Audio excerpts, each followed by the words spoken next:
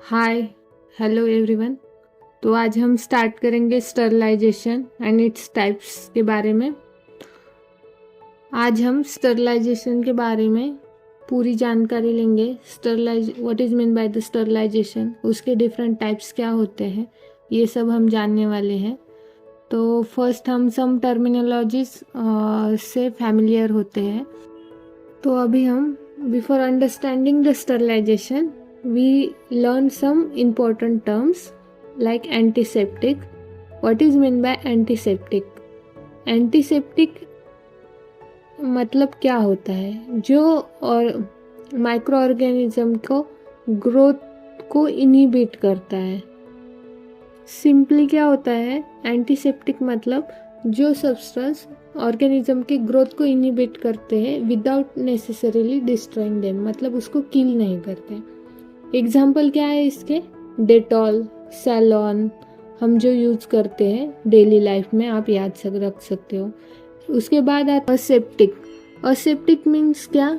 To maintain the sterilize environment where the contamination is avoided, मतलब ऐसा area होता है जहाँ पे कोई भी माइक्रो ऑर्गेनिज्म प्रेजेंट नहीं होता है, सब स्टरलाइज एरिया होता है एनवायरनमेंट, उसको हम कहेंगे असेप्टिक एरिया।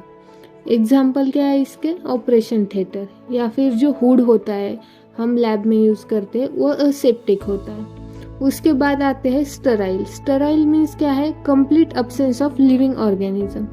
हम स्टरलाइजेशन एक प्रोसेस है। स्टराइल मीन्स हम जो ऑटोक्लेव में जो भी सब्सटेंस है उसको अगर कंटेमिनेशन होगा तो हम स्टराइल करके लेते हैं, उसको हम बोलेंगे उन सब्सटेंस, वो प्रोसेस जो है उसको हम स्टराइल बोलेंगे, मतलब उस पर कोई भी ऑर्गेनिज्म प्रेजेंट नहीं होगा वो इक्विपमेंट में या कुछ भी जो हम स्टराइल कर रहे हैं वो इंस्ट्रूमेंट पे। उसके बाद आते हैं वायरिसाइड। वायरिसाइड क्या है? It is the agent that will destroy the viruses. Viricide means जो वायरस को डिस्ट्रॉय कर सकता है। उसके बाद आते हैं सैनिटाइजेशन। सैनिटाइजेशन मीन्स क्या है? ये एक ऐसी प्रोसेस है जहाँ कि हम माइक्रो ऑर्गेनिज्म की लेवल या काउंट रिड्यूस करेंगे on the eating and drinking utensils में। उसके बाद आते हैं aseptic processing.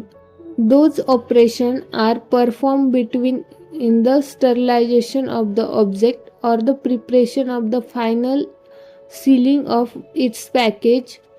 These operations are by definition carried out by the complete absence of the microorganism.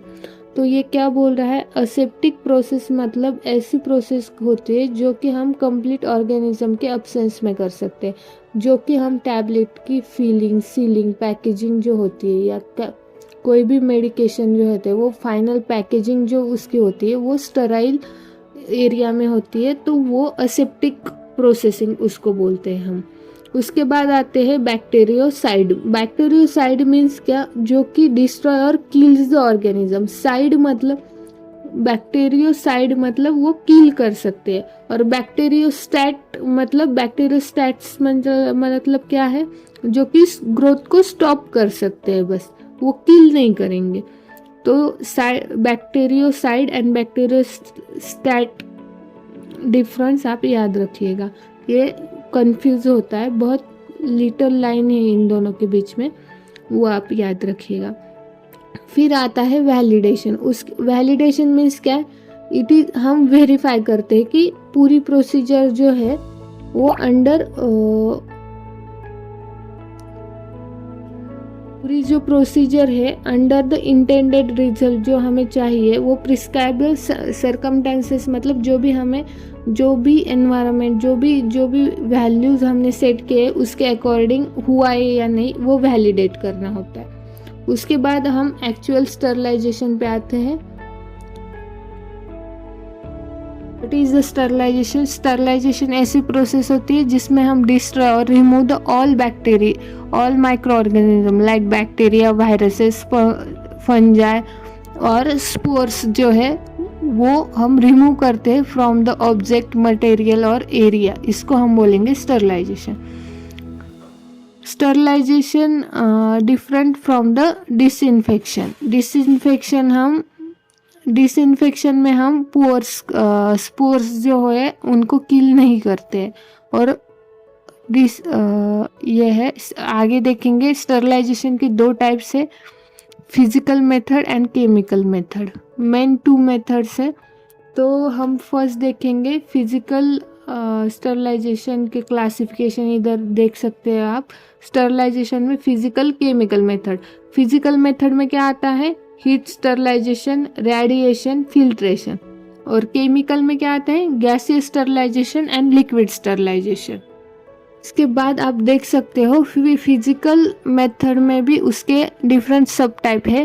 Heat sterilization and filtration में, heat sterilization में क्या सब टाइप्स है, hot air oven, flaming, incineration, autoclave, ये डिफरेंट 4 टाइप्स है। Filtration में क्या है, candles, asbestos pad and membrane filter. अभी स्टार्ट करते हैं हीट स्टरलाइजेशन। हीट स्टरलाइजेशन में क्या आता है, ड्राई हीट स्टरलाइजेशन। इसका मैकेनिज्म क्या है, ऑक्सीडेशन प्रोसेस इसमें होते हैं। टेम्परेचर की रेंज क्या होती है, 50 to 300 डिग्री सेल्सियस। तो ऑक्सीडेशन ये इसका मैकेनिज्म है, ये याद रखना, एग्जाम में पूछा जाता है। फिर uses for no moisture, moisture हमें कुछ भी नहीं चाहिए जब सब्सटेंस पे, तब हम ये ड्राई हीट स्टरलाइजेशन करते हैं। तो अभी एग्जाम्पल क्या है, ड्राई पाउडर ड्रग्स। हम जानते हैं कि ड्राई पाउडर्स एकदम मॉइस्चर फ्री होते हैं, उसका स्टरलाइजेशन जो है वो ड्राई हीट स्टरलाइजेशन के मेथड से होता है। Oils, fats, oily injections, ophthalmic ointment, इस सारों का जो है स्टरलाइजेशन होता है ड्राई हीट स्टरलाइजेशन से। उसके बाद आते हैं हम moist heat. Autoclaves use pressurized steam at 121 degrees Celsius for 15 to 30 minutes. The high heat and moisture denature microbial proteins, ensuring complete sterilisation. ये मोस्टली आप सब लोग जानते होंगे, moist heat sterilisation, autoclave. moist heat sterilisation is widely used method. ये बहुत ज़्यादा use किया जाता है हर किसी लैब में। आपने भी किया होगा, जब हम कोई भी सेल कल्चर वाला सामान जो होता है वो हम स्टरलाइज करते हैं बाय यूजिंग ऑटोक्लेव। इसमें क्या होता है, डिस्ट्रॉइंग द और micro organism including the spores by the using the steam under pressure. ये कुकर जैसा होता है सेम। इधर आप फिगर में देख सकते हो, इसकी फिगर प्रेशर गॉज है, इधर सेफ्टी वॉल्व है, ऑटोक्लेव लीड जो है वो साइड में मतलब हम उसको हटा के अंदर सामान रखते हैं। अंदर वाटर होता है, सेम हमारे कुकर जैसा मैकेनिज्म है। हम वाटर से स्टीम जनरेट करेंगे और वो उसके हेल्प से स्टरलाइजेशन होगा। उसके बाद उसका एग्जाम्पल हम किसके लिए यूज़ करते हैं, ये moist heat sterilisation surgical instrument के लिए, कल्चर मीडिया, लैबोरेटरिकल टूल्स के। लैब में जो हम डिफरेंट टूल्स, कुछ भी स्पैचुला, देन कोई सर्जिकल इंस्ट्रूमेंट्स होंगे या कुछ हमें पाइपेट्स होंगे, वो सब हम ऑटोक्लेव से स्टरलाइज कर सकते हैं। उस मॉइस्ट हीट स्टरलाइजेशन के अलग अलग कैटेगरीज होते हैं। एक होता है बिलो 100, जो बोलते हैं हम पाश्चराइजेशन। हीट सेंसिटिव मटेरियल के लिए हम ये यूज़ कर सकते हैं। एग्जाम्पल क्या है इसका, मिल्क ट्रीटमेंट। हम लोअर टेम्परेचर में स्पेसिफिक टाइम पीरियड के लिए हम हीट करेंगे तो वो सारे उसमें के माइक्रो ऑर्गेनिज्म जो है पैथोजेनिक वो किल हो जाएंगे, बट नॉट द स्पोर्स। तो हमें, आप इधर देख सकते हो 63 डिग्री सेल्सियस फॉर 30 मिनट्स। अगर आप 63 डिग्री पे बॉईल कर रहे हो फॉर द 30 मिनट, तब वो सारे माइक्रो ऑर्गेनिज्म किल होंगे। उसके बाद आते हैं हाई टेम्परेचर पे। अगर आप 72 डिग्री सेल्सियस पे हीट कर रहे हो तो 15 सेकेंड के लिए हीट करना है, तो वो सारे माइक्रो ऑर्गेनिज्म किल हो जाएंगे। ऐसे अलग अलग टेम्परेचर पे ये दिया है, आप देख सकते हो, आप याद रखिएगा। At 100 degree Celsius boiling kills the most of the bacteria but not the spores. Spores इसमें भी नहीं किल होते हैं। तो इसका एग्जाम्पल क्या है, इसका एग्जाम्पल है बॉइलिंग वाटर बिफोर ड्रिंकिंग। हम जो बॉईल करते हैं घर में वाटर ड्रिंकिंग के लिए, वो एट 100 डिग्री सेल्सियस होता है। उसको हम टिंडलाइजेशन भी कहते हैं इस प्रोसेस को। उसके बाद आते हैं above the 100 degree Celsius steam under the pressure. Most important है, ये आता है ऑटोक्लेव में।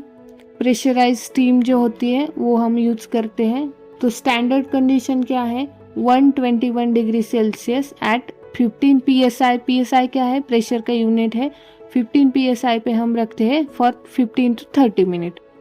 उसके बाद दूसरा कौन सा वे है, अगर आप टेम्परेचर बढ़ा रहे हो, 134 डिग्री कर रहे हो फॉर 3 to 5 मिनट, ऐसे भी आप कर सकते हो।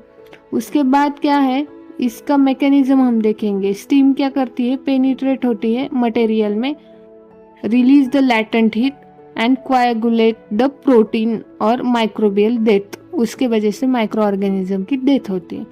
तो कोएगुलेशन ये उसका मैकेनिज्म ऑफ एक्शन है ऑटोक्लेव का, आप ये याद रखिएगा। इसके एप्लीकेशन क्या होते हैं, surgical instrument, culture media, then laboratory equipment, इन सबको स्टरलाइजेशन करने के लिए हम ये यूज़ करते हैं। उसके बाद हम आएंगे फ्लेमिंग। फ्लेमिंग में क्या होता है, flaming is a method where the object expose directly to the words the flame. Usually हम लैब में बहुत आप सबने यूज़ किया होगा, हम डायरेक्टली फ्लेम के ऊपर जो हमारा कोई भी लूप होता है, इनएकुलेशन लूप जो होता है, हम वायर वाले यूज़ करते हैं फॉर द इनएकुलेशन ऑफ बैक्टीरिया, वो हम उसी से स्टरलाइज करते थे। वो पूरी तरीके से स्टरलाइज करता है और किल करता है माइक्रो ऑर्गेनिज्म को। इसकी लिमिटेशंस है, बट क्या है कि only suitable for heat resistant material, mostly metals को ही हम इसमें स्टरलाइज कर सकते हैं। हम plastic, glassware, heat sensitive material को इसके ऊपर नहीं रख सकते, ये इसका बहुत बड़ा लिमिटेशन है। तो आपने भी ड्यूरिंग द माइक्रोबायोलॉजी में जो एक्सपेरिमेंट करते हैं, उस टाइम आपने इनएकुलेशन लूप जो है वो हीट किया होगा इस पे फ्लेम पे, बंसन बर्नर हम उसको कहते हैं। तो वो रेड होने तक हम उधर ही रखते थे, तो वो पूरा किल हो जाता था उसके ऊपर के जो माइक्रो ऑर्गेनिज्म है वो। उसके बाद आते हैं इंसर्शन में। इंसर्शन क्या है, इंसर्शन ऐसी प्रोसेस है उसमें हम कंप्लीट बर्निंग करते हैं of contaminated material and converted into the ash. वो मटेरियल ऐश में जब तक कन्वर्ट हो जाएगा तभी इंसर्शन प्रोसेस कंप्लीट हो जाएगी in the presence of the oxygen. ये एक्सेलेंट मेथड है for the destroying the material which is contaminated cloth, animal, pathogenic material जो भी है वो हम इंसर्शन के थ्रू डिस्ट्रॉय कर सकते हैं। तो बायोमेडिकल वेस्ट जो है वो डिस्ट्रॉय करने के लिए बेसिकली हम इंसर्शन यूज करते हैं। उसके बाद हम आएंगे, इसके बाद अभी सेकंड पार्ट में क्या आता है, यह हमने हीट स्टरलाइजेशन देखा, फिजिकल मेथड में के हीट स्टरलाइजेशन वाले। अब आते हैं फिल्ट्रेशन में। फिल्ट्रेशन में क्या है, candles, asbestos pad, then the membrane filters. तो उसमें आते हैं फिल्ट्रेशन। फिल्ट्रेशन फर्स्ट क्या है, The principle of filtration is simple. A fluid passes through a porous material. Microorganisms are trapped in the pores. Particles are removed by sieving, adsorption, or entrapment. filtration is the removing of the microorganism without using the heat. Filtration process में हम heat नहीं use करते। तो heat sensitive material के लिए filtration use होता है, vaccine के लिए, एंटीबायोटिक्स के लिए, ये सब। What is mean by the candle filter. Candle filter में क्या होता है, ये कैंडल फिल्टर क्या होता है, Candle filter, it is a type of the depth filter made up of the porous material. ये बनाने के लिए porous material का यूज हुआ होता है और ये सिलेंड्रिकल शेप का होता है, इसलिए इसको कैंडल फिल्टर ऐसे नाम दिया गया है। कैंडल फिल्टर का मैकेनिज्म क्या है? ये work on the principle of the mechanical retention, depth filtration.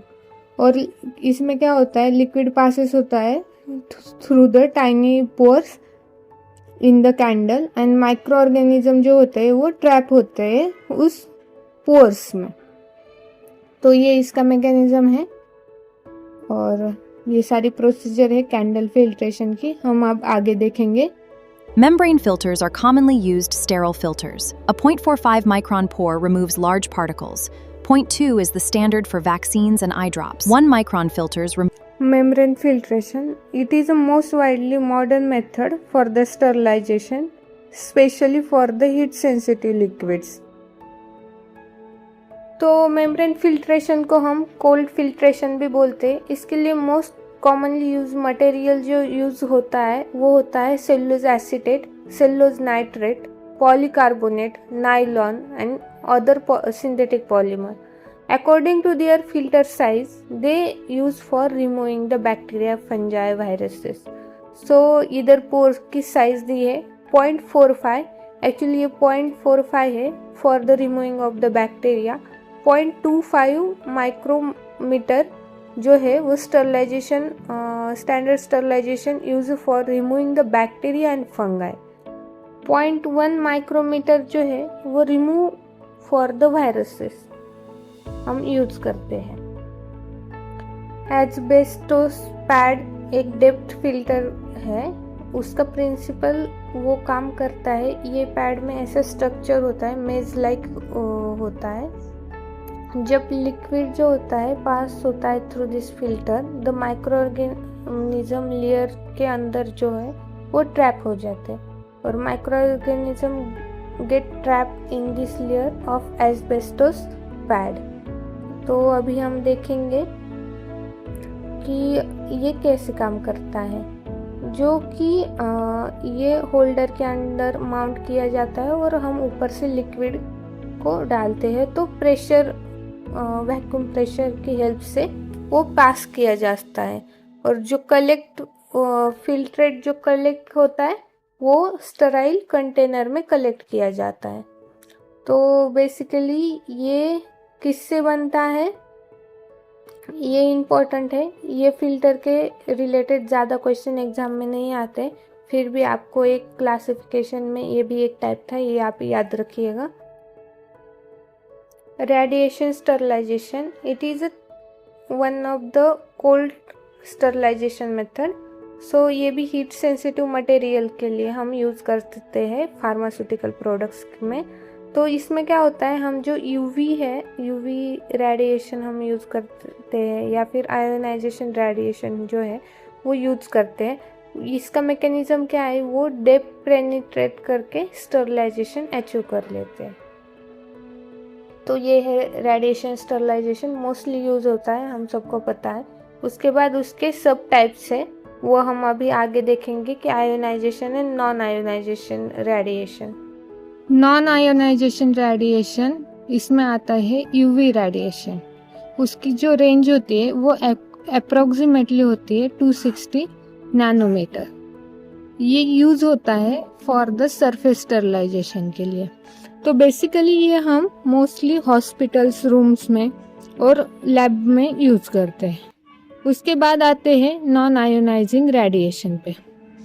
Non ionising radiation मतलब ये मोर पावरफुल, मोर पेनिट्रेटिव होती है दैन द यूवी रेज। तो इसमें कौन से रेज आते हैं, gamma radiation, X-ray, electron beam, ये सब हाई एनर्जी रेडिएशन वाले रेज हैं। ये मोस्टली यूज कहाँ होते हैं,